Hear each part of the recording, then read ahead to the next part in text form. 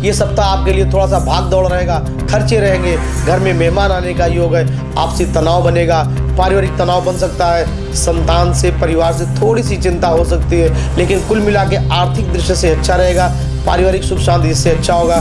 सप्ताह के दूसरे वीक में आपको अच्छी सफलताएं मिलेंगी, शुभ समाचार मिलेगा, धन का योग होगा, आपसी संबंध अच्छे रहेंगे, मधुर रहेंगे, विद्यार्थी वर्गों के लिए लाभ होगा। शेयर मार्केट से अगर जुड़े हुए लोग आप हैं या प्रॉपर्टी से जुड़े हुए काम कर रहे हैं तो आपके लिए थोड़ा सा सतर्क रहने वाला है, कोई भी जोखिम नहीं उठावें, अचानक धन का हानि हो सकता है, किसी नए दोस्तों के द्वारा आपको जो सलाह दी जाएगी वो ठीक नहीं होगी, तो थोड़ा सा सतर्क रहें। आप थोड़ा सा एक छोटा सा उपाय करेंगे तो आपको आने वाली बाधाएं कम होंगी, शुभ समाचार मिलेगा।